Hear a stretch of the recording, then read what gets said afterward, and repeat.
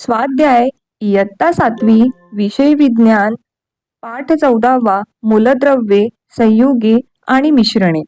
प्रश्न पहिला, माझे सोबती कोण कोण आहेत? अ गट 1 औद्योगिक स्टील, उत्तर संमिश्र. चांदी, उत्तर धातू. 3 भाजणी दळण, उत्तर मिश्रण. 4 मीठ, उत्तर संयुग. 5 कोळसा, उत्तर मूलद्रव्य. 6 हायड्रोजन, उत्तर अधातू. प्रश्न दुसरा, दिलेल्या या संज्ञांवरून मूलद्रव्यांची नावे लिहा. उत्तर Zn zinc, Cd कॅडेमियन, Xe xenon, Br bromine, Ti टिटानियन, Cu copper किंवा तांबे, Fe आर्यन किंवा लोह, Si silicon, Ir iridium, Pt platinum. प्रश्न तिसरा, पुढील संयुगांची रेणुसूत्रे काय आहेत? उत्तर हायड्रोक्लोरिक आम्ल HCl, सल्फ्युरिक आम्ल H2SO4, sodium chloride NaCl, glucose GH12O6, methane CH4.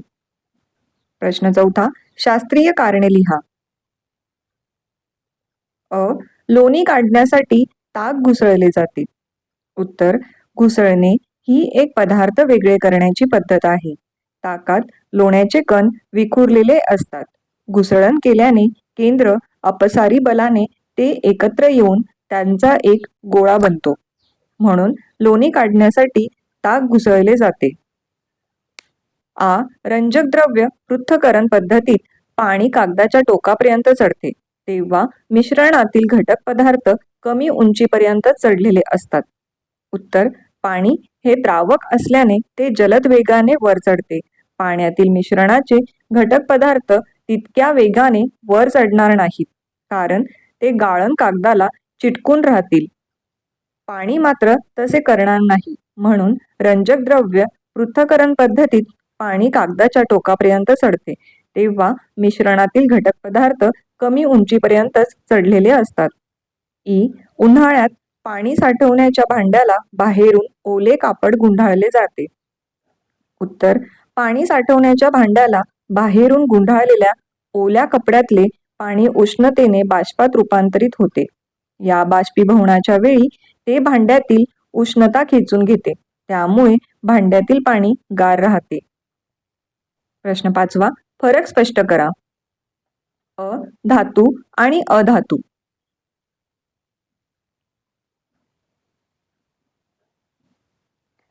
धातूंना चकाकी असते, अधातूंना चकाकी नसते. धातू वर्धनीय असतात, अधातू वर्धनीय नसतात. धातूंना तन्यता असते, अधातूंना तन्यता नसते.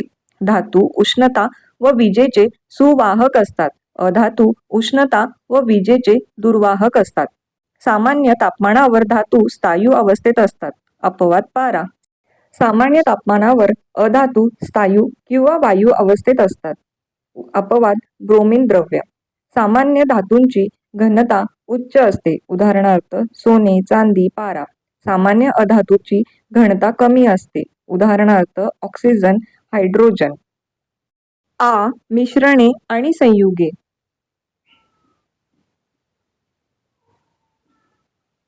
मिश्रणे. दोन किंवा अधिक पदार्थ कोणत्याही प्रमाणात मिसळले असता मिश्रण तयार होते. दोन किंवा अधिक मूलद्रव्यांच्या वजनी प्रमाणात रासायनिक अभिक्रिया घडून संयुगे तयार होते. मिश्रणातील घटक साध्या भौतिक पद्धतीने वेगळे करता येतात. संयुगातील घटक मूलद्रव्ये साध्या भौतिक पद्धतीने वेगळी करता येत नाही. मिश्रणातील मूळ घटक पदार्थांचे गुणधर्म कायम राहतात, उदाहरणार्थ हवा, स्टील. संयुगांचे गुणधर्म हे त्यातील घटक मूलद्रव्यांच्या गुणधर्मापेक्षा पूर्णपणे वेगळे असतात, उदाहरणार्थ मीठ, साखर, पाणी. अणू आणि रेणू. अणू मूलद्रव्यांच्या सर्वात लहान कण ज्यात मूलद्रव्यांचे सर्व गुणधर्म असतात त्याला अणू असे म्हणतात. रेणू हा दोन किंवा अधिक अणूंपासून बनतो, त्याला स्वतःचे गुणधर्म असतात. अणूचे विभाजन सहज शक्य नसते, त्याचे विभाजन केल्यास मूलद्रव्यांचे गुणधर्म नाहीसे होतात. रेणू हा त्याच्या 2 किंवा अधिक अणूंमध्ये विभाजित करता येतो. उदाहरणार्थ, पाण्याच्या रेणूपासून हायड्रोजन आणि ऑक्सिजनचे अणू तयार करता येतात. अणू एकत्र आल्यास रेणू बनतो. रेणू एकत्र आल्यास त्यापासून उत्पादन बनते. विलगीकरण आणि ऊर्ध्वपातन.